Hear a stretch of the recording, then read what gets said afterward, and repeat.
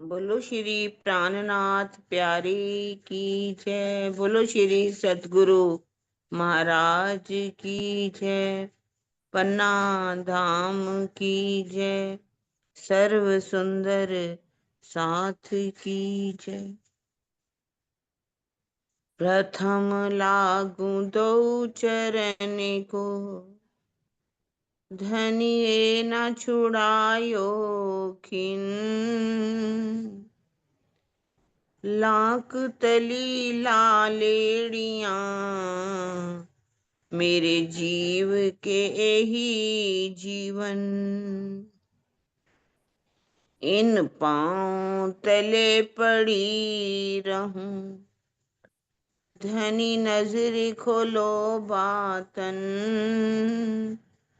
पलना वालूं निरखूं नेत्रे, मेरे जीव के यही जीवन। मेरे जीव के यही जीवन। बोलो श्री प्राणनाथ प्यारे की जय। बोलो श्री सतगुरु महाराज की जय। प्रणाम जी सुंदर साथ जी। अब हमारा प्रकरण चल रहा है खिलवत ग्रंथ में, ज्यों जानो त्यों रखो, धनी तुम्हारी मैं। हाँ जी सुंदर साथ जी, प्रकरण हमारा है 4, है ना सरोज दीदी? हाँ जी 4 और 11 से शुरू होगी। 11 से शुरू करनी। शुरू करते। हम्म। मेरे ना कछु बंदगी, ना कछु करी करनी। ओ मैं मुझ में ना रही, ए तो मैं हाके करी अपने। ना तो मैंने कुछ भक्ति की और ना ही कोई करनी करके ही दिखाई। इसका परिणाम ये हुआ कि मेरे अंदर इस प्रकार की मैं पनपी ही नहीं। ये इंद्रावती जी कह रही हैं कि मैंने धनी को पाने के लिए इतना कुछ किया है। धनी ने मेरी मैं को अपने स्वरूप से एकाकार कर लिया। भावार्थ में क्लियर कर दें कि श्री महाराज जी ने सदगुरु धनी श्री देवचंद्र जी के मुखार बिंद से परमधाम का ज्ञान प्राप्त कर सीधे युगल स्वरूप का ध्यान करना प्रारंभ कर दिया। इसके फलस्वरूप उन्होंने प्रेम की राह अपनाकर अपनी मैं को पर आत्म की मैं में विलीन कर दिया। इसके विपरीत श्री देवचंद्र जी ने धनी को पाने के लिए भिन्न भिन्न पंथों की मान्यताओं के अनुसार भक्ति और धर्माचरण के अनेक मार्गों का अनुसरण किया, जिसे इस चौपाई में बंदगी और करनी कहा गया है।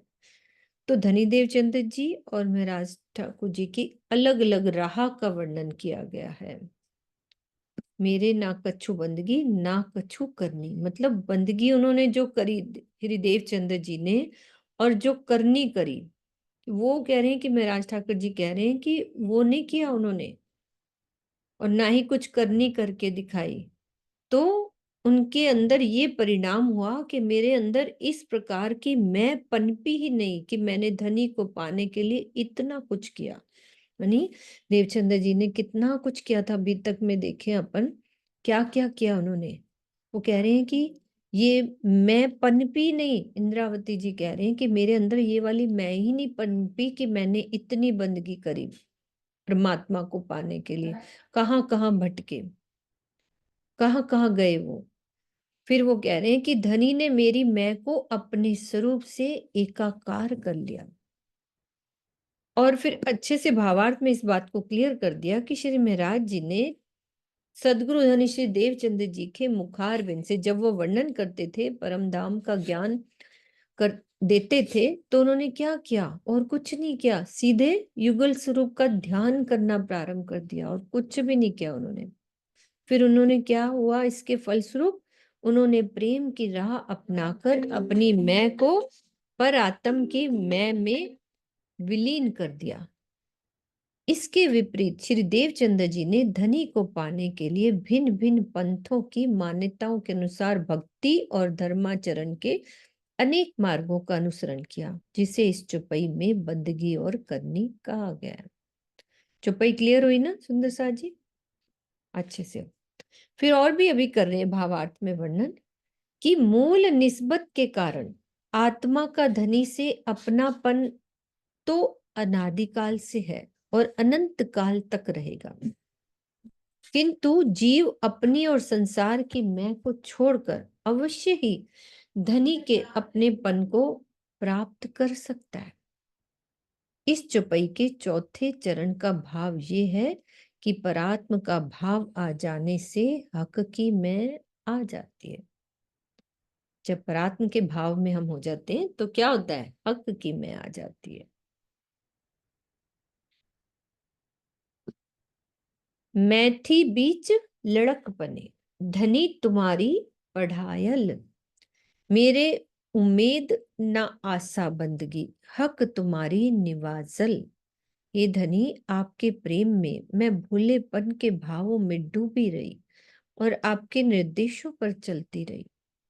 मैं समर्पण की दृष्टि से आपके ऊपर इतनी आश्रित रही कि मुझ में आपकी भक्ति करने की इच्छा ही नहीं हुई और मेरे से इस प्रकार की आशा भी नहीं की जा सकती थी। क्या मतलब? अम्म, आपकी भक्ति करने की इच्छा ही नहीं हुई।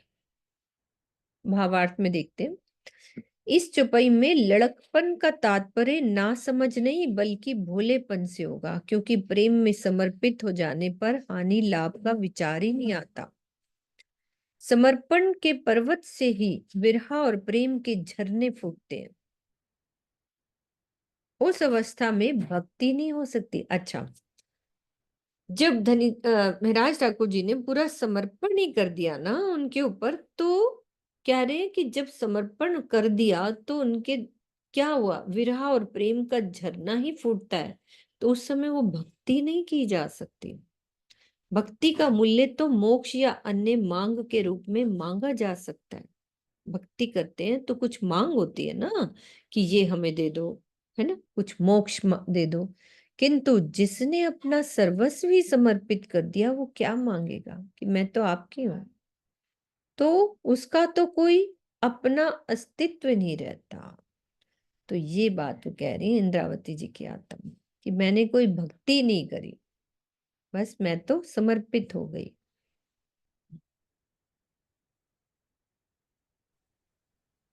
प्रणाम जी, प्रणाम दीदी। हाँ जी, हाँ जी, बोलो ना। जैसे धनी देवचंद्र जी ने कितनी भक्ति की, जहां हाँ। जहां गए, जैसा जैसा कसनी करी उन्होंने, मतलब सेवा करी, परिक्रमा करी, अपने सामने अपने गुरुओं को पाकर भी उन्होंने वैसे मंत्र का उच्चारण करे, सब कुछ किया, वो भक्ति हो गई। पर हाँ। इन्होंने तो सीधा परम धाम के दर्शन करने का प्रेम और विरह में डूब गए। तो ये है कि उन्होंने भक्ति नहीं करी, ना कोई बंदगी करी, ना करनी, सीधा इनकी प्रेम की अवस्था में ही पहुंच गए, समर्पण सीधा। हाँ जी, प्रणाम जी। हाँ जी, आशी दीदी। नाम जी, क्योंकि स्टार्टिंग में एक ही चीज दिल में आ गई ना, आप देखो मैं क्यों ना देखूं। हाँ, उसी पे सारी रहनी उसी पे चली ना, इसीलिए सुबह समर्पण भी शुरू में करके दिखाया, अपने जीव को भी कड़ा करा। जैसे धनी के चरणों में गहने रखे, खाना पीना टेस्ट करा, प्रभु क्यों मैं खा रहा हूँ, वो भी सारा करा। लेकिन जो असल भावना थी वो यही थी, बस मैं तुम्हें देखूं। पहचान लिया ना, जो स्वामी जी ने लिखा पारात्म का भाव, पहले दिन से ही पारात्म का भाव आ गया, जैसे ही सुना तो ये हमें करना है। इतना स्टार्टिंग में सुन उन्होंने रहे हैं। देखो परम धाम का ही उन्होंने जब ज्ञान प्राप्त किया कि दर्शन, जैसे वो ही परम धाम के बारे में पता चला, राज्य के दर्शन का, उनकी पहली मांग ही यही थी कि मुझे दीदार क्यों नहीं होते। और तो बस उन्होंने कोई मांग ही नहीं करी, उनकी बस पहली मांग ही यही थी। और इसी मांग के लिए ही उन्होंने अपनी कसनी करी, अपने जैसे गुणांग इंद्रियों को कंट्रोल करने के लिए बाजारों में गए, वहां पे अपने गुणांग इंद्रियों को मारने की कोशिश करी। यानी पहले दिन से ही उनकी मांग ही ऐसी रही कि बस मुझे भी जी धनी ये के चीज दीदार हमें चाहिए। कितना शिक्षा मिलती है कि ये चीज पारात्म जो उन्होंने किया। हाँ पारात्म बिल्कुल। का भाव, हम पारात्म के भाव में जाएं, क्यों नहीं जाते? हम क्यों नहीं छोड़ सकते सब हम कुछ? क्यों नहीं क्योंकि पारात्म के धनी भाव में देवचंद्र जी को जाते? सब कुछ मिला ही नहीं था ना, उनको तो कुछ पता ही नहीं था कि मैं कौन हूँ, अपना ही नहीं पता हमें तो था। मिला ना, हमें तो हमें तो मिल मिला। गया ना, हमें तो सब कुछ मिल गया अब। तो हमें भी बस इसी राह पर ही चलना है, यही सिखापन है इसमें। बस। अनिल भैया बिल्कुल कह रहे हैं सुबह वाली बात कि प्रेम का झरना जब हाँ, मैं भी दर्पण यही होता कहने है वाली तो, है ना, वही वाली बात। चश्मे से कताए। थी, से हाँ, कताए। उसके हाय दीदी, डायरेक्ट आज सीधी तो सुबह छलांग, से ना, सीधी सुबह छलांग। से वही घूम रहा है, वही घूम रहा है। चलो प्रणाम जी। हाँ जी दीदी। हाँ जी मम्मी, आप बोलो। हम क्या मांगते हैं? हम राज्य से क्या मांगते हैं? बिगर भक्ति किए, बिगर रहने किए, बिगर इस माया से दूर रहने की कोशिश करें, फिर भी हम मांगते हैं सब कुछ हमसे कि हमें भी राज्य महाराज दर्शन दो। ये है हमारी मदद। हमें इतना आ जाता है कि हमने क्या नहीं किया, सब कुछ किया और कुछ करते भी नहीं है और मांगते बहुत ऊंचा है। तो ये हमारे को इससे शिक्षा लेनी है कि उन्होंने इतनी भक्ति की और वो एक मैं के कारण से वो नहीं कुछ कर पाए। तो हमारे को तो राजी महाराज ऐसी शिक्षा दे, हम रहनी पे चले, हम उनके अनुसार चले तो कुछ मिल जाएगा। मैं ये कह रही हूँ। हाँ जी हाँ जी। हाँ जी अनिल भैया। प्रणाम जी दीदी, प्रणाम जी सुंदर साथ जी। हमें कुछ छोड़ना नहीं और मांगना है, ये हमारी सबसे बड़ी दिक्कत है। छोड़ने की तो बात आती ही नहीं हमारी, मुख से कहते हैं लेकिन दिल से और जो हमारी आत्मा से कहते हैं वो छोड़ ही नहीं सकते, और छोड़ नहीं सकते और मांगते हैं कि आपका दीदार दे दो। सुबह की यही बात चल रही है कि समर्पण क्या, समर्पण तो हम कुछ भी करते ही नहीं, और हम चाहते हैं कि धनी हमें मिल जाए। तो यही बात। प्रणाम जी। पहले समर्पण करें, है ना, हम सब मिलकर। दीदी ने भी यही समझाया कि जब तुम आप दिखाओगे तब देखूंगी मैं नजर। बस अब तो वो भी नहीं मांगना, सिर्फ अपने आप को बदलना है, अपनी रहनी को बदलना है, अपने अंदर वीरा लाना है, प्रेम लाना है, समर्पण लाना है, यही भाव बस। हमें अपने आप को सुधारना है। धनी तो अपना कहते हैं इश्क का द्वार खोल कर बैठे हैं। सुबह यही बात आ रही थी ना। कहते हैं कि तू एक बार कुछ पल के लिए मेरे पास बैठ तो सही, और कुछ देर के लिए कुछ तड़प, कुछ विरह तो ले। मैं तो तेरे लिए बैठा हूं सब द्वार खोल के, बस तू आ तो सही मेरे पास कुछ पलों के लिए, है ना। मैं जो मांगी बेखबरी, सो उम्मीद पूरी सब तुम, तब उस खुदी की मैं को दिल चाहा दिया हुक्म। हे धनी, मैंने आपसे यही मांगा था कि मैं आपके प्रेम में इतनी डूब जाऊं कि इस संसार से बेखबर हो जाऊं। मैं जो मांगी बेखबरी, मैं इतनी डूब जाऊं कि इस संसार से बेखबर हो जाऊं। और आपने मेरी इच्छा को यथार्थ रूप से, उन्होंने इच्छा की ना ये वाली, और फिर उनकी इच्छा पूरी भी की। तब मेरे अंदर जो परात्म की मैं आई, आपने मेरी इच्छा अनुसार उसे हुक्म दिया। जब समर्पण हो गया तो हक की मैं आ गई, परात्म की मैं आ गई, फिर आपने मेरी इच्छा अनुसार उसे हुक्म दिया। तो संसार से बेखबर हो जाने का क्या अर्थ है? कि संसार की कोई सुध ही ना रह जाना। ये मात्र प्रेम के द्वारा ही संभव है। शरीर और जीव भाव से हो ऊपर होकर अपनी परात्म का श्रृंगार सज कर ही आत्मा अपने प्रीतम के विरह में डूबती है। इसी को तीसरे चरण में खुदी की मैं कहा गया है। खुदी की मैं। तब उस खुदी की मैं को, ये बड़ी बात प्यारी लगी, उस खुदी की मैं खुदी तो पढ़ा है ना, ये खुदी की मैं हो गई। दोबारा पढ़ती हूँ कि संसार से बेखबर हो जाने का अर्थ है संसार की कोई सुध ना रह जाना। तो ये प्रेम के द्वारा ही संभव है। शरीर और जीव भाव से ऊपर होकर अपनी परात्म का श्रृंगार सज कर ही आत्मा अपने प्रीतम के विरह में डूबती है। तब उसको क्या कहते हैं? खुदी की मैं कहा गया है। अर्थात स्वयं के अस्तित्व की मैं, जो परात्म का स्वरूप है, उस खुदी की मैं। श्री इंद्रावती जी के दिल में मात्र धनी के दीदार की ही तो चाहना थी, जागने की नहीं। तो हबसे में विरह के क्षणों को उन्होंने इस रूप में प्रस्तुत किया। आपोपू ज्यारे नाखिए, आंख मीची, त्यारे तमने आवे शरम। क्या आपको शर्म नहीं आती? है ना? मुझे तो बोलने में ही शर्म आ रही है। किरण दीदी आप बोलो अर्थ ये वाला। आप पूंजारे नाखी आंख मीची। खटूती में इंद्रावती जी कहती है कि जब मेरी आंखें ही बंद हो जाएंगी, मेरा शरीर छूट जाएगा, त्यारे तब नहीं आवे, तब तुम्हें शर्म आएगी, तब तुम मेरे सामने आओगे। मेरा शरीर छूटने से पहले ही आप मुझे आकर के मिलो। अब से मैं कैसे विरह में कहती, आप पुजारे नाखी आंख मीची, मतलब जब मेरी आंखें बंद हो जाएंगी तब तुम्हें शर्म आएगी कि इंद्रावती जी ने अपना तन ही छोड़ दिया मुझे पाने के लिए। यद्यपि श्री इंद्रावती जी ने धनी का प्रेम और दीदार ही मांगा था, किंतु धनी ने उन्हें जागने का हुक्म दिया, जिस हुक्म को श्री देवचंद जी ने रो रो कर मांगा था और महामती जी को जबरन सौंपा गया। यूं विलख विलख वचन लिखे, सो ले ले रूहे पहुंचाए। वही पातियों की बात कर रहे ना दीदी, उन्होंने, हाँ जी, है ना, पाती की बात है। जो उन्होंने 69 पातियां लिखी थी, वही बात है ना। वही बात। तो रासलीला के अंदर ही धामधनी ने श्री इंद्रावती जी को अपनी शोभा देने का निर्णय ले लिया था। रासलीला के अंदर ये प्रसंग पुराण संहिता के अध्याय 31 श्लोक में 35 और 39 में वर्णित है। श्री राज जी ने अपने दिल की इच्छा अनुसार ही जागने करने का हुक्म दिया। चौथे चरण का यही आशय है।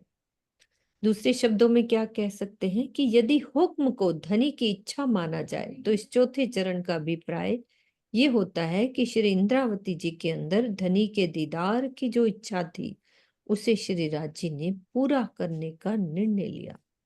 चौथा चरण है ना ये। दिल चाहा दिया हुक्म, ये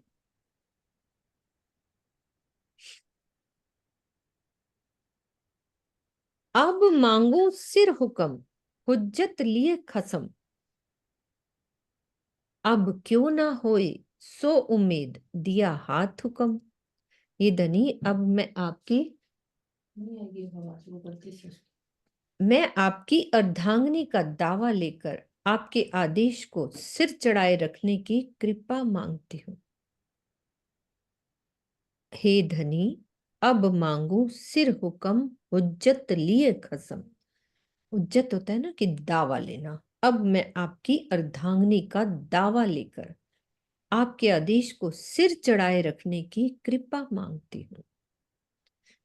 जब आपने मुझे जागनी करने का आदेश दे ही रखा है तो मेरी आत्मिक इच्छाओं को आप पूर्ण क्यों नहीं करेंगे? अवश्य करेंगे।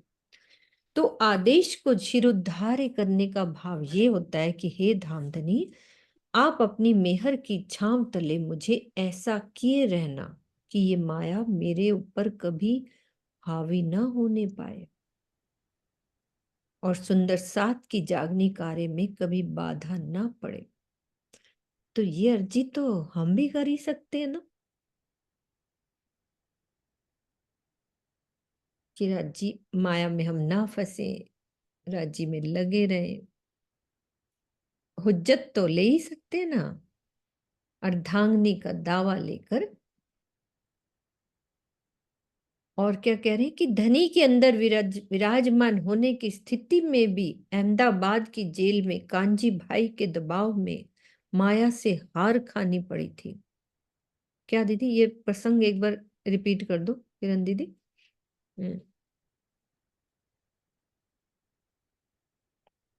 ऐसा इसमें हुआ है ना, मैं तंजत कीता फरी फरी, पच्छे गत मत मारी हरी, लई बस पुतानी करी।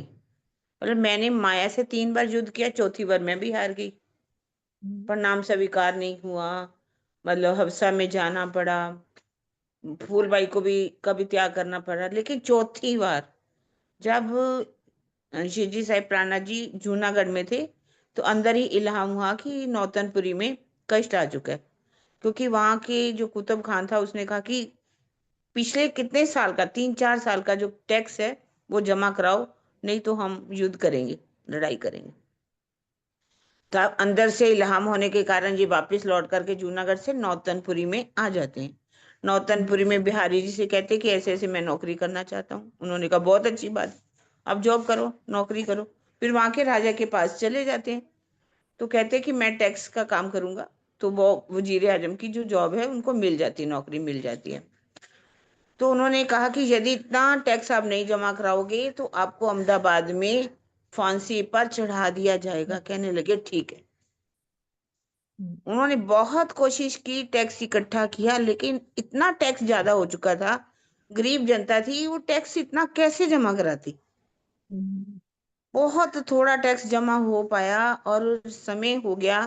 फिर अहमदाबाद की जेल, वहां पर जो कुतुब खान था उसके पास पहुंचे, जाके एक जमा कराया। उन्होंने कहा जो आपने लिख के दिया था वो तो पूरा नहीं किया, आपको जेल मतलब बंद करना पड़ेगा और फांसी पे चढ़ाना पड़ेगा।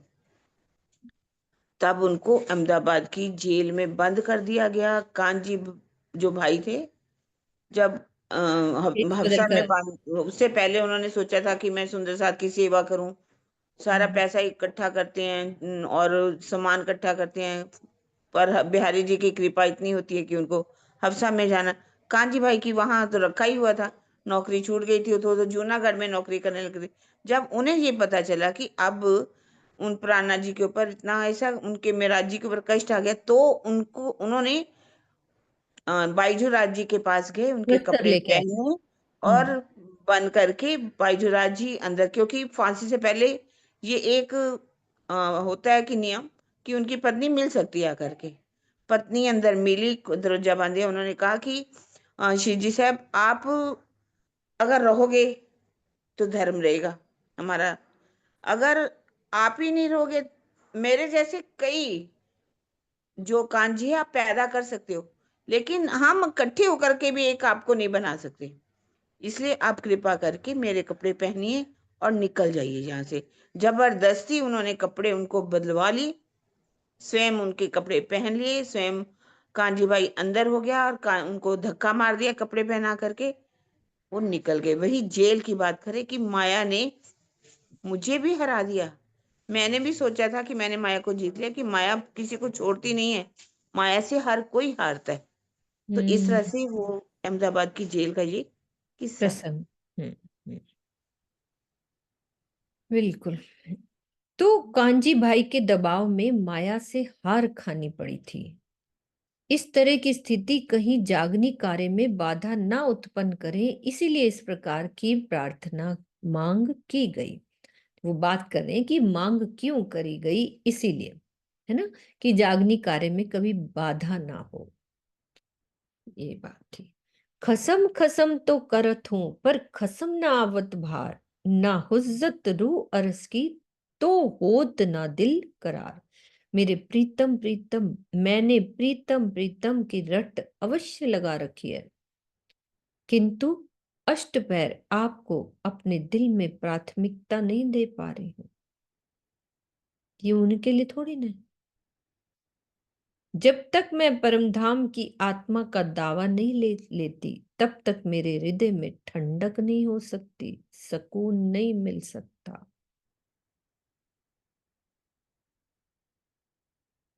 मन वाणी के धरातल पर प्रीतम की बातें करना सरल है, जो हम कर ही रहे हैं, किंतु अष्टपहर आत्मिक दृष्टि से उनमें खोए रहना संभव नहीं है। विरह की अवस्था में तो ये हो जाता है, किंतु जागनी कार्य में पूर्ण रूपेण संभव नहीं हो पाता, क्योंकि प्राकृतिक नियमों के अनुसार शरीर को भूख भी लगती है, प्यास भी लगती है, निद्रा भी आती है और चलने आदि क्रियाओं में भाग लेना पड़ता है। तो इस स्थिति में यही बात दर्शाई गई है कि पंचभौतिक तन से बंधी होने के कारण आत्मा पल पल धनी के प्रेम में नहीं डूब पाती, नहीं डूब पाती। कहीं हो पाता है, कहीं ना कहीं हमारे सामने संसार आ ही जाता है, कोशिश करो ना, आ ही जाता है। इसलिए हम सब सुंदर साथ का दिल तभी तो भागता है कि चल बैठक हो रही है, राज्य की बात सुन ले, तो वो पल तो मेरे राज्य के रहेंगे ना। बाकी जो काम करने पड़ते हैं वो अलग बात है। तो ये इच्छा रहती है ये वाली। तो भार शब्द का तात्पर्य महत्ता या प्राथमिकता आदि है, जो श्री मुखवाणी की इन चौपाइयों में स्पष्ट है कि इस चौपाई का संबोधन वस्तुतः हम सुंदर साथ के लिए, वही बात ना कि ये उनके लिए थोड़ी ना है, महामती जी के लिए नहीं है, क्योंकि वो तो धनी से एक रस हो चुके हैं। उनके लिए कहा खिलवत जब उतरी तब ये स्थिति थोड़ी ना थी, उन्होंने तो एक रस्ता कर ली थी। तो ये सब हमारे लिए है। जो मांगू हक जान के अरस रू कर हुज्जत, तो तब ही उम्मीद पहुंचे जो दिल में यूं उपजत। आप क्या कह रहे हैं कि मेरे दिल में ऐसा विचार आता है कि यदि मैं स्वयं को परम धाम की आत्मा का दावा करके धनी से कुछ भी मांगू तो वो अवश्य ही पूरी होगी। यदि दावा करके कुछ भी मांगू तो अवश्य पूरी होगी। तो इस चौपाई के कथन पर यह संशय होता है कि क्या श्री देवचंद्र जी ने स्वयं को अंगना मानकर नहीं मांगा था, जो उनकी इच्छा पूरी नहीं हुई। इसके समाधान में यही कहा जा सकता है कि सदगुरु धनी श्री देवचंद्र जी ने स्वयं को अंगना अवश्य मांगा, किंतु धनी से जागने की मांग करते समय उनका जीव भाव आगे हो गया और आत्म भाव पीछे रह गया। अपनी भक्ति का वास्ता देकर उन्होंने 69 से अधिक पत्रों द्वारा अपनी मांग करना ये स्पष्ट करता है कि उन्होंने अपनी निस्बत की पूरी पहचान नहीं की। निस्बत की पूरी पहचान हो जाने के बाद तो जिद का प्रश्न ही नहीं होता। किसी बात की जिद नहीं कि हमें ये करना ही करना है, ये कर ही दो, ये जिद नहीं।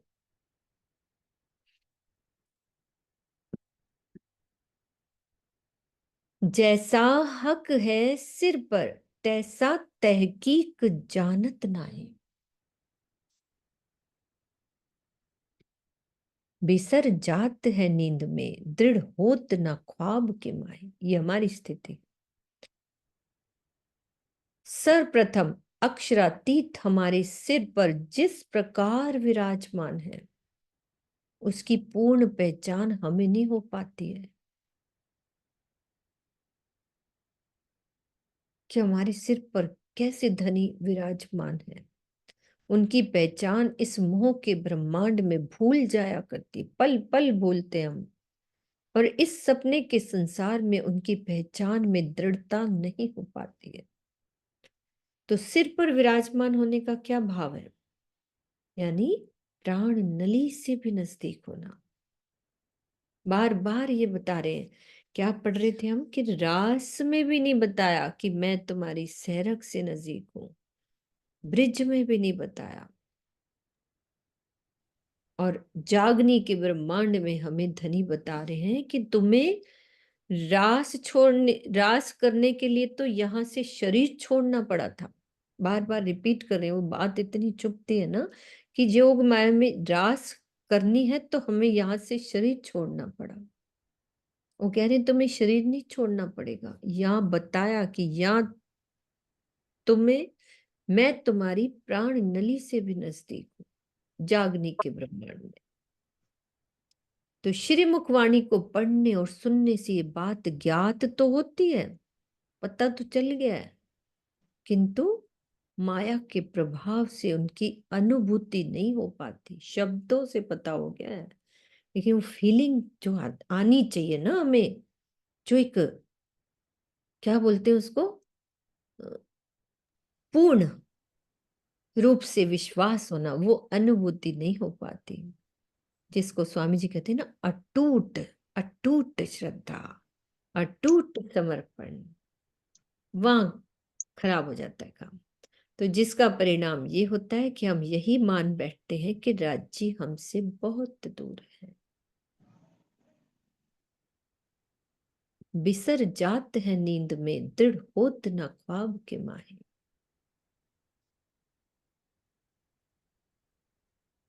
जो मांग्या है ख्वाब में सो हके पूरा सब किया। सो बहुत न मोहे सुध परी, जो ख्वाब के मिने दिया। इस संसार में मैंने धनी से जो कुछ भी मांगा उसे उन्होंने अवश्य पूरा किया। इस स्वप्न के ब्रह्मांड में भी प्रीतम ने मुझे इतना अधिक दिया कि मैं उनकी अधिकांश न्यामतों को पहचान ही नहीं पाई। निस्बत के अधिकार से प्रेम में डूबकर श्री इंद्रावती जी ने धनी से मांगा, इसीलिए उनकी प्रत्येक मांग स्वीकार की गई। ये सौभाग्य प्रत्येक सुंदर साथ को प्राप्त है। वो कह रहे हैं उन्होंने मांगा, क्या क्या मांग की थी दीदी, ये बताओ अभी तक के हिसाब से कि इंद्रावती जी ने धनी से क्या क्या मांगा था, इसीलिए उनकी प्रत्येक मांग स्वीकार की गई निस्बत के हिसाब से। किरण दीदी है?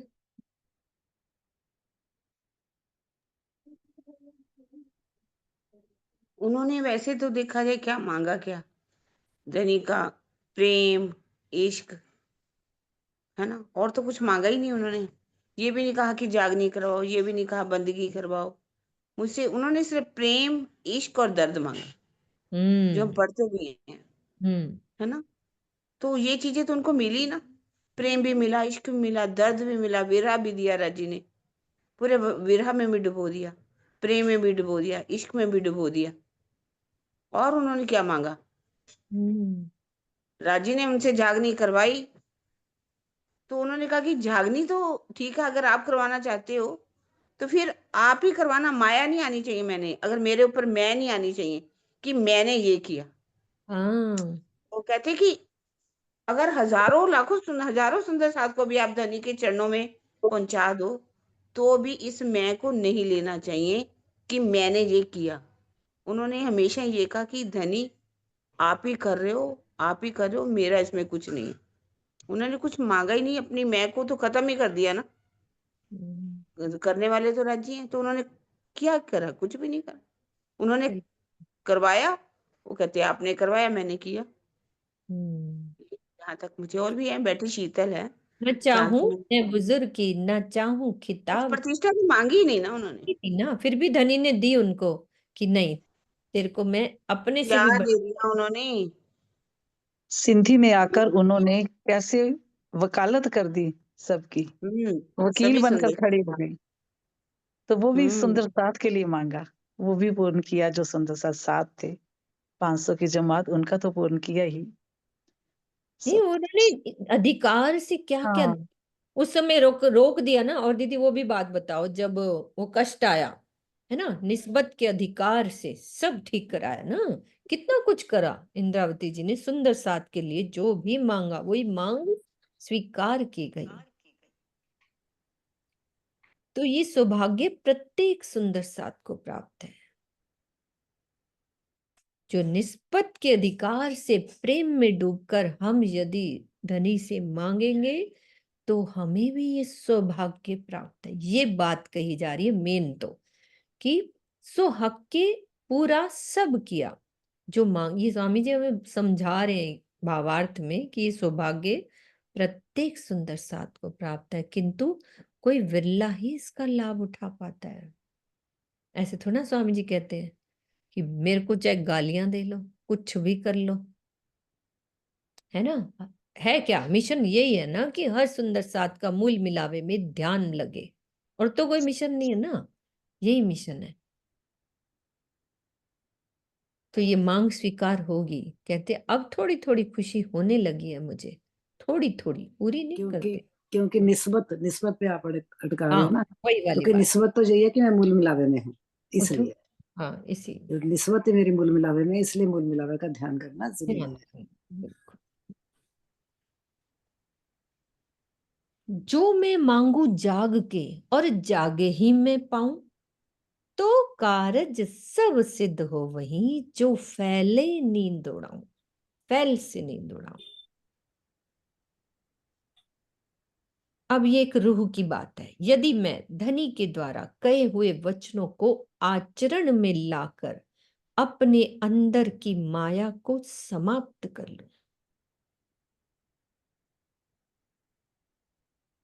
और जागृत होकर धनी से मांगू, निस्बत का दावा लेकर, ये निस्बत की बात, धनी से मांगो तो क्या होगा?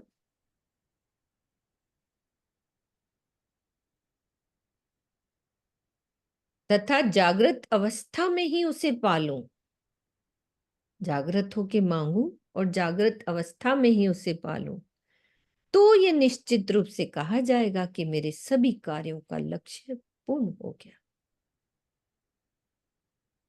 तो कारज सब सिद्ध हो वही, जो फैले नींद उड़ाऊं। युगल स्वरूप की छवि को अपने धाम हृदय में बसा लेना ही आत्मिक रहनी है। सुंदरसा जी, रहनी की जो है ना, हमारी जो रहनी की किताब है उसमें रहनी बताई गई है, हमारी आत्मिक रहनी क्या होती है। तो हमारा ही जो आत्मिक रहनी क्या है कि युगल स्वरूप की छवि को अपने हृदय धाम में बसा लेना ही हमारी आत्मिक रहनी है। तो ऐसा करने पर ही हृदय से माया हटती है और दिल में धनी विराजमान होते हैं। तो इस अवस्था में धनी से कुछ भी मांगने पर अवश्य ही प्राप्त होता है। और जीवन का यही प्रमुख लक्ष्य होना चाहिए। बहुत गहरी बात है। जो मैं मांगू जाग के और जागे ही मैं पाऊं, जागे ही मैं पाऊं। यदि मैं धनी के द्वारा कहे हुए जो हम वाणी में पढ़ रहे हैं एक एक वचनों को यदि मैं आचरण में उतारती हूं तो क्या होगा? मेरे अंदर माया की नींद समाप्त हो जाएगी। और जब ये नींद समाप्त हो जाएगी तो हम जाग गए, है ना। अब मैं राज्य के हिसाब से चल रही हूँ तो एक तरह से इलम से जागृत होकर फिर धनी से हम मांगे और जागृत अवस्था में ही उसे पाले तो निश्चित रूप से ये कहा जाएगा कि मेरे कार्यों का लक्ष्य पूर्ण हो गया। तो युगल स्वरूप, अब हमारी लक्ष्य कार्य कौन सा है? हमारी आत्मिक रहनी। कौन सा लक्ष्य? कि हम युगल स्वरूप की छवि को अपने धाम हृदय में बसाएं। तो यही तो मेरा जीवन का लक्ष्य होगा ना, मेरी आत्मिक रहनी तो यही होगी ना, जो फैले नींद उड़ाऊं। मेरी क्या होगी? यही भाव है ना। ऐसा करने पर ही क्या होगा? हमारे दिल से माया हटती जाएगी और धनी दिल में विराजमान होते जाएंगे। तो जब ये स्थिति हो जाती है तो फिर क्या होता है? इस अवस्था में मैं धनी से कुछ भी मांगने पर अवश्य ही प्राप्त कर लूंगी। तो वो मांग कौन सी रह जाएगी? कि मुझसे धनी बात करो, मैं माया में ना रहूं, है ना। हर पल फिर यही बात होगी, क्योंकि जिसने धनी को दिल में बसा लिया तो धनी से अच्छा और क्या ही लगेगा? कुछ भी नहीं अच्छा लगेगा। तो वो हमारे जीवन का यही प्रमुख लक्ष्य होना चाहिए। अब है कि नहीं ये तो सबको अपने अपने अंदर पता है, होना चाहिए। अब कितना है, उसको कितना बढ़ाना है, ये हमें सोचना है। ये आत्मचिंतन की बात है।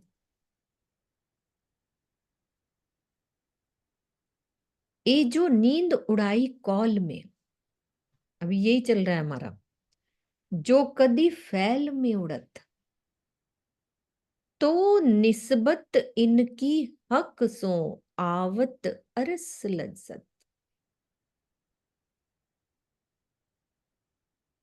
जिस प्रकार ज्ञान के कथन द्वारा माया की नींद उड़ाई गई है कि हम कह ही रहे ना, ऐसे कर दिया, ऐसे कर दिया, ऐसे करें, उसी प्रकार यदि हम प्रैक्टिकल में आचरण के द्वारा उस नींद को समाप्त कर दें तो अपना संबंध अक्षरातीत से जुड़ जाता है।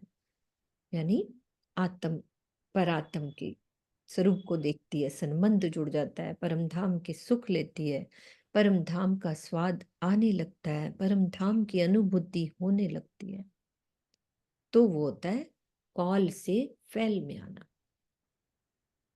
श्रीमुख वाणी के चिंतन मनन द्वारा ज्ञान दृष्टि से ये मान लेना कि हमारे मूल तन परम धाम में विराजमान है, जिस पर माया के विकारों का कोई भी असर नहीं पड़ सकता, और हमारी आत्मा भी उसी परात्म की सुरता है जिस पर माया का कोई भी प्रभाव वस्तुतः नहीं पड़ेगा। है ना।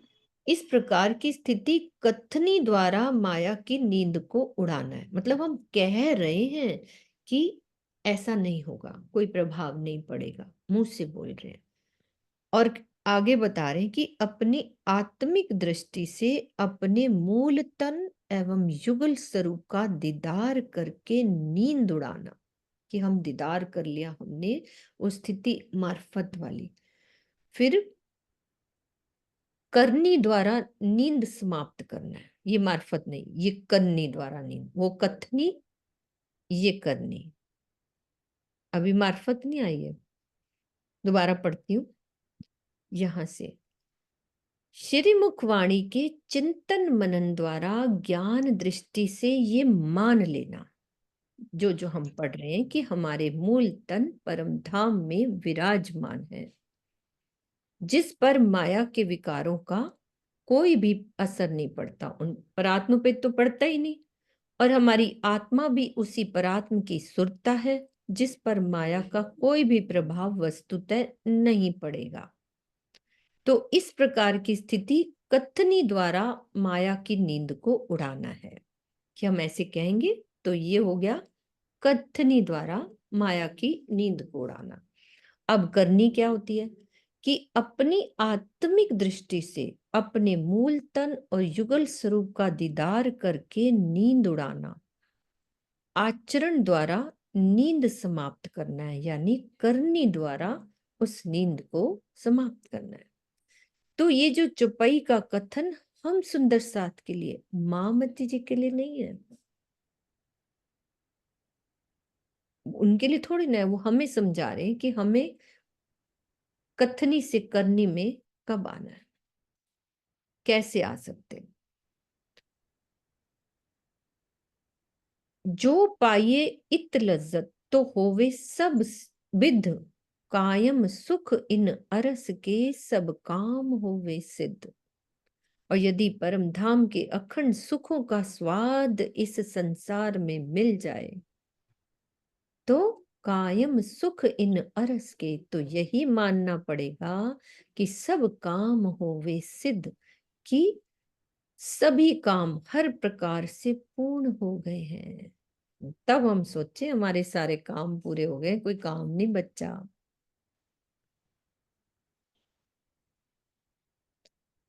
भावार्थ में बता रहे हैं कि अक्षरातीत के प्रेम और आनंद को प्राप्त करना ही हमारे जीवन की सर्वोपरि उपलब्धि है। इस लक्ष्य को प्राप्त करना ही हमारा सर्वोपरि उद्देश्य होना चाहिए।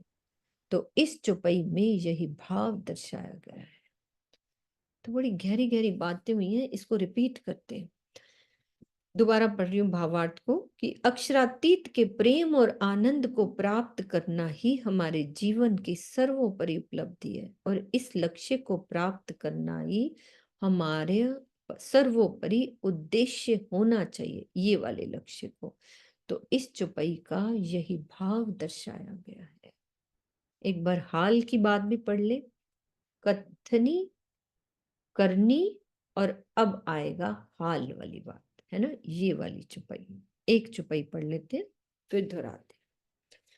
तो ना पाइये इत लज्जत जो फैल न आवत हाल। अभी हमने ऊपर पढ़ा ना, कथनी और करनी किसको कहते हैं, अब हाल की बात हो रही है। तो ना पाइये इत लज्जत जो फैल न आवत हाल, हाल आए क्यों सह सके बिछोआ नूर जमाल। यदि करनी से रहने की स्थिति नहीं होती, तो इस संसार में परम धाम के सुखों का अनुभव होना कठिन है। रहनी में आ जाने पर तो आत्मा के लिए अपने प्रीतम अक्षरातीत का वियोग सहन करना असंभव है। तो इस प्रकरण की चौपाई 20 में हमने अभी पढ़ा ना ऊपर, यही 20 वाली चौपाई में क्या कहा गया था, कि कथनी से करनी में आने पर परम धाम की लज्जत आती है। तो चौपाई 22 में क्या कहा गया, यानी इसी वाली चौपाई में, कि करनी से रहनी में आए बिना लज्जत नहीं मिलती।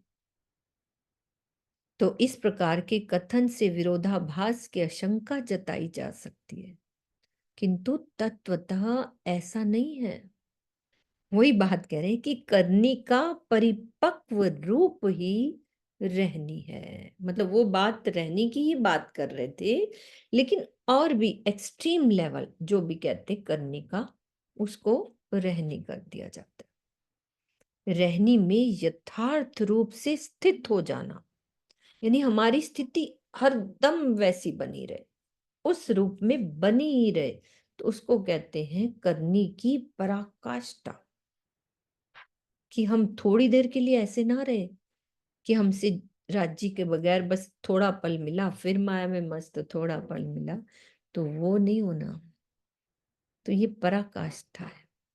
तो रहनी में स्थित हुए बिना केवल करनी से आंशिक लाभ की ही संभावना है, थोड़ा लाभ मिल जाएगा, क्योंकि माया के प्रभाव से करनी से फिसलने का भी डर रहता है। इस प्रकार दोनों चौपाइयों के कथनों में किसी प्रकार का विरोधाभास नहीं है। इधर रहनी बोल दी, उधर कथनी और करनी बोल दी। क्लियर है ना वैसे चौपाई? नहीं तो, है ना दीदी? अच्छे से समझाई स्वामी जी ने, बड़ी प्यारी सी बात समझा दी ये वाली बात, है ना? रिपीट करो आशी दीदी। रमा सोना नहीं है?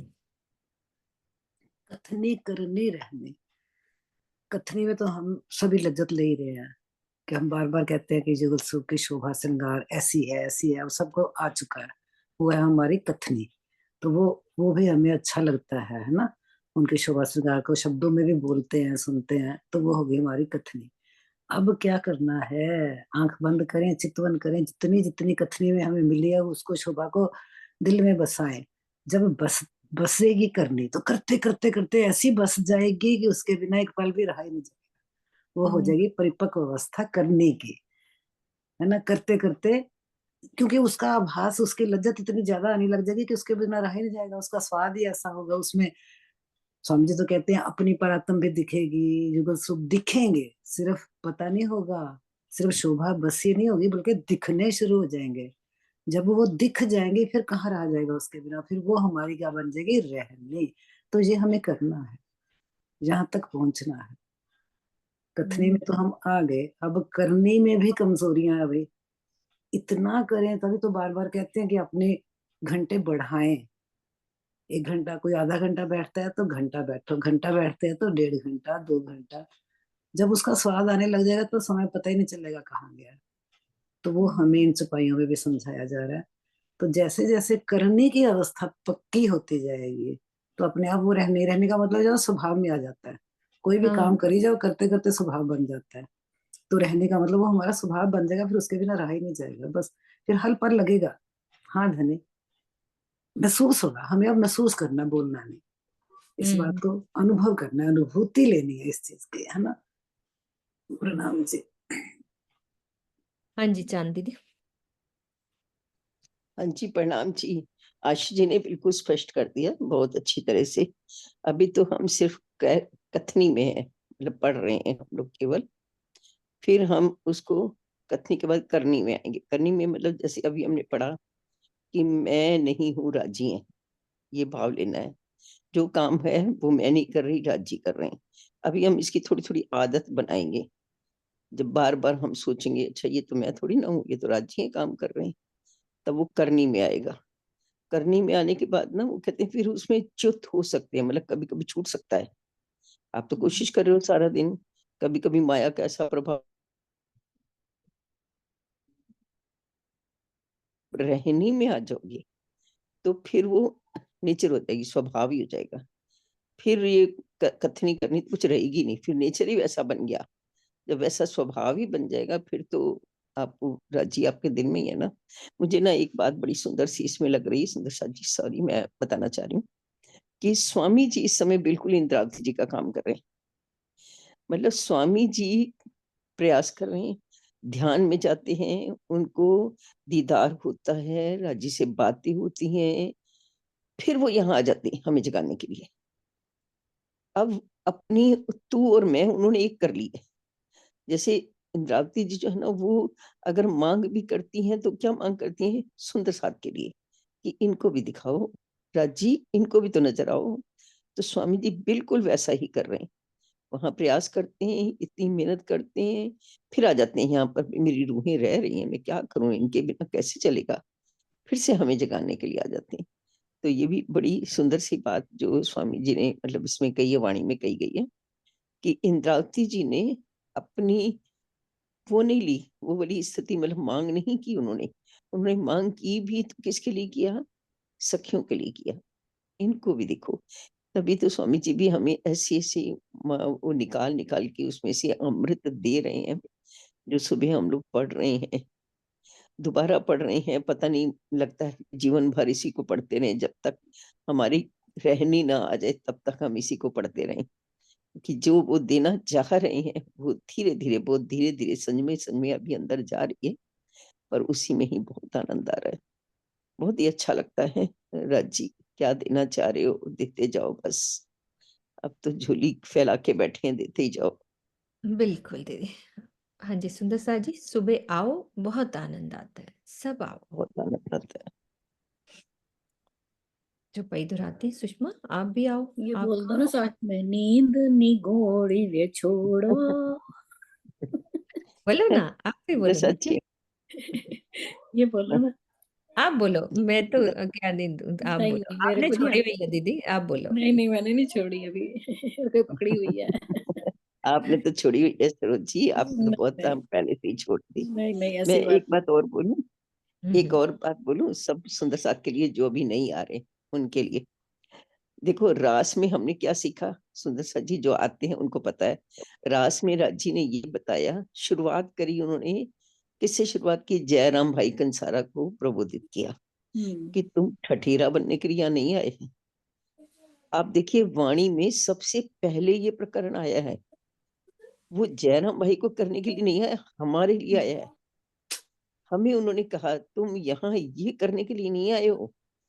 हमने पढ़ाई करी, शादियां करी, बच्चे किए, उनकी शादियां करी, मतलब जो भी हम लाइफ गुजार रहे हैं, हम क्या कर रहे हैं? खाना पीना सोना, क्या हम ये करने के लिए आए हैं? तो अभी कान सा फूट ये रहे हैं तो ना। जानवर भी कर रहे हैं, ये तो जानवर भी कर रहे हैं, हमसे अच्छा कर रहे हैं। हम क्या इसलिए आए थे इस दुनिया में? तो पहली बात तो यही ध्यान में रखें, हम क्या करने के लिए आए हैं और कर क्या रहे हैं। देखिए रास में हमें राजी ने नहीं बताया कि राजी हमारे इतने निकट हैं, सेहरग से नजदीक हैं। रास में नहीं बताया, परम धाम में भी नहीं बताया, तीसरे चौथे पांचवें दिन की लीला में भी नहीं बताया। चौथे दिन की लीला में धनदेव चंद जी की लीला में तो चमत्कार दिखाते रह गए, क्योंकि तब सुंदर साथ को सिर्फ ये बताना था कि तुम कौन हो, बताया।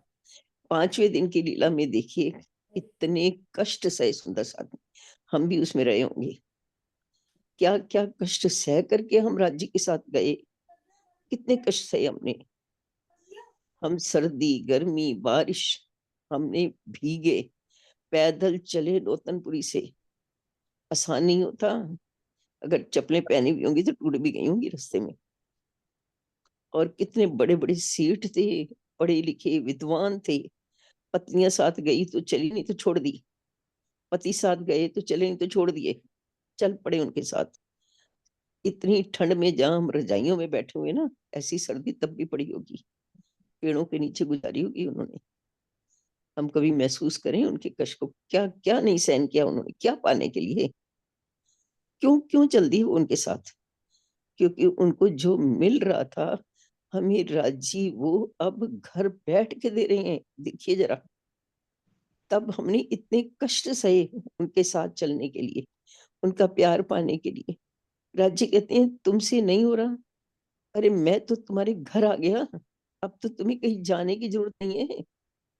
बाहर मत निकलो, अपनी रजाइयों में बैठे रहो, गर्मी लगती है एसी कमरों में बैठे रहो। तुम मंदिर नहीं जा सकते, मेरे जैसे ही बहानेबाज, पति बीमार है मैं मंदिर कैसे जाऊं?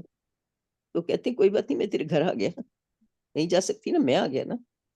अब इतना कुछ वो कर रहे हैं, फिर भी हम नहीं उठ रहे। फिर भी हम, मतलब हम सोचे हम कर क्या रहे हैं सुंदर साथी।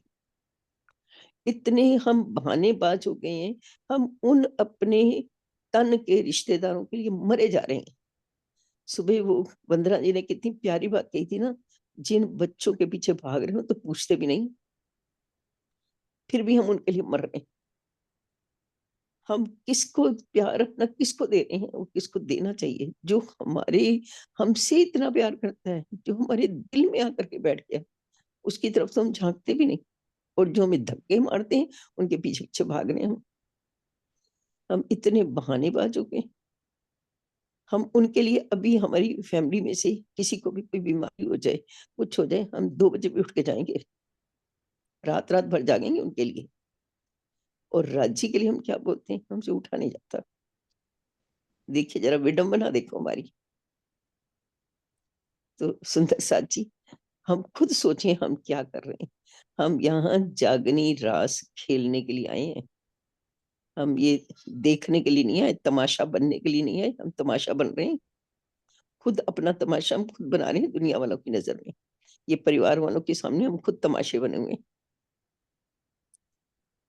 तो मेरे हिसाब से तो सुंदर साथ जी सबको आना चाहिए और आके आनंद लें। कितना आनंद आ रहा है। राज जी क्या देना चाह रहे हैं, करना क्या है, थोड़ी सी नींद ही तो छोड़नी है भाई। क्या फर्क पड़ता है, अगर 4 घंटे की जगह हम 3 घंटे भी सो लेंगे तो हो क्या जाएगा। अभी हमें ट्रेन पकड़नी होगी, देखो हम कैसे उठेंगे। और तो छोड़िए, जब घर में पाठ रखवा लेते हो तभी तो जागते हो ना पूरी पूरी रात। बिल्कुल दीदी। 1 घंटा फायदा, सो भी जाएंगे 1 घंटा और ज्यादा, तो फायदा क्या मिलेगा? क्या क्या मिल जाएगा। अरे फायदा क्या बाद में होगा? सो जाना भाई, पूरा दिन सो हाँ, जाना, दिन भर सोते रहो ना। नहीं उससे फायदा क्या मिलेगा? अगर मान लो 1 घंटा, क्या चलो एक मिलेगा, घंटा हम लेट भी उठ जाते हैं, उससे फायदा क्या मिलेगा हमें? नुकसान बहुत ज्यादा है।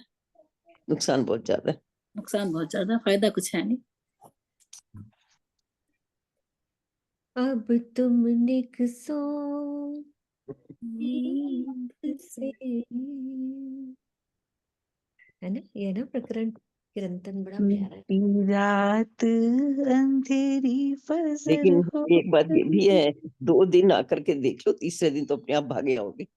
सही बात है, फिर बिल्कुल सही। भुरकी डल जाएगी, भुरकी। डल जाएगी। राजी, ऐसी ऐसी वो मिश्री की एक डली आपके मुंह में डालेंगे ना कि आपको होगी अब तो मुझे पूरा ही चखना है, हाँ, पूरा ही तो छोड़ा ही चखना ना है, जाएगा। छोड़ा ही नहीं जाएगा। जैसे कहते हैं ना कि शहद होती है ना, जो शहद पे एक बार कोई एक मक्खी आके बैठ जाती है तो हम हाथ चिपक से उसको जाती है। हटा देते हैं, हाथ से हटा देते हैं। तो हाथ से हटाना क्या है, माया के थपेड़े हमें उस मक्खी को उसको दूर भगा देते हैं। लेकिन जब वही मक्खी उस शहद के अंदर ही लिपट जाए, उसके अंदर ही डूब जाए, तो उससे मर निकला ही नहीं जाएगी वो जाएगा। जल, तब भी ये न वो छूलेगी। है, ये वो चाशनी है, ये वो रस है, वो सुधा है। ये अब जब उसके अंदर हम डूब कर सुबह पढ़ते हैं ना सब सुंदर साथ, तो ऐसे लगता है कि बस ये रात, ये दिन, ये पल यहीं वक्त ठहर रुक जाए, जाए। वक्त रुक जाए। बिल्कुल, हमें रुक जाएगा। कब 7 बज जाते हैं पता ही नहीं चलता। बहुत आनंद आता है सुंदर साथ जी, बहुत आनंद। कोई मीनू दीदी की मीठी मीठी आवाज में तो ऐसा रस घोल देते हैं राजी। नहीं नहीं, वो आप नहीं बोल, बहुत ज्यादा। मतलब वाणी नहीं, का आनंद है, वाणी का नहीं, अपनी फर्क जो पड़ता है देखिए। राजी घोलते हैं, आप थोड़ी बोलते हो, राजी करते हैं सब हाँ, कुछ। राजी बोलते हैं। राज्य करते हैं दीदी ये सब। ये जो वाणी स्वामी जी ने चर्चा की है ना, वो हिला गजब की। रही है, वो हिला रही है सुंदर नाम साथ। तो अरे लेना ही स्वामी नहीं जी किसी तो का कहते हैं भी। मुझे ही नहीं पता मैंने क्या की। हाँ, मैं वही कह रही हूँ ना, मुझे कहते मुझे तो मुझे ही पता ही नहीं नहीं इसमें पता। क्या है। मैं कि स्वामी जी एक बार आप खुद पढ़ के देखो, आपको पता चलेगा मैंने क्या कर डाला, क्या है। मैंने क्या लिख दिया। कहते अच्छा ऐसा कुछ है, मैंने कहा आप पढ़ो एक बार। कहते तब चर्चा टाइम तो किसी ने कुछ ऐसी बात नहीं कही। तो मैंने कहा चर्चा तो एक कान से सुनी, दूसरी कान से निकल गई। अब ये हृदय के अंदर अंकित ऐसे हो रहे हैं शब्द आपके, वचन आपके, कि अब निकलने वाले नहीं है। अभी ये तो वो राज्य की अपनी प्लानिंग पहचान है। कर रहे हैं ना, आगे हमारी राज्य की पहचान प्लानिंग है, तब उन्होंने देखना। अब दिया हमको। आगे हमारी अपनी पहचान आएगी, निस्बत की पहचान, कि हमें अपने आप ही नहीं पहचाना कि हम कौन है। हाँ, सही बात तो है। वो आएगा आगे। हाँ जी, क्या ख्याल है, चुपई दुराएं। हम्म। हाँ जी सुंदर साथ जी, चुपई दुराते हैं अपन। ठीक है, हमारा टाइम भी हो गया। हाँ जी अनिल भैया, आप कुछ कह रहे हो तो बोलो ना। मैं आपको खोल रही थी। नहीं दीदी, प्रणाम जी। जो हो गया? कहना था वो चांद दीदी ने और शीतल दीदी ने सब कुछ कह दिया। ठीक है भैया। हाँ जी मम्मी, आप बोलो। अनम्यूट करो पहले।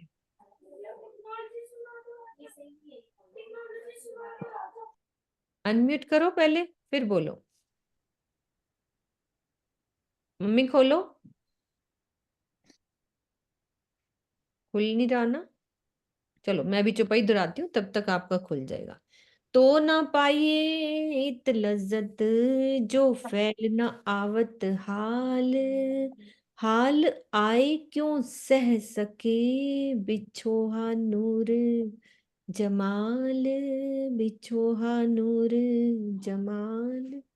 बोलो श्री प्राणनाथ प्यारे की जय। प्रणाम जी।